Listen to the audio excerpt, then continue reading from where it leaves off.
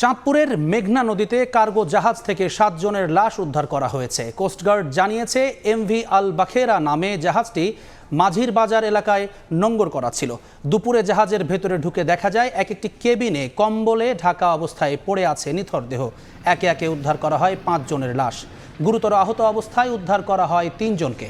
তাদের হাসপাতালে নেয়ার পর 2 জনকে মৃত ঘোষণা করেন চিকিৎসক। লাশগুলোর মাথায় ধারালো অস্ত্রের আঘাতের চিহ্ন থাকায় ধারণা করা হচ্ছে ডাকাতের হামলায় নিহত হয়েছেন তারা। ঘটনাস্থলে পৌঁছেছে কোস্টগার্ড ও নৌপুলিশ।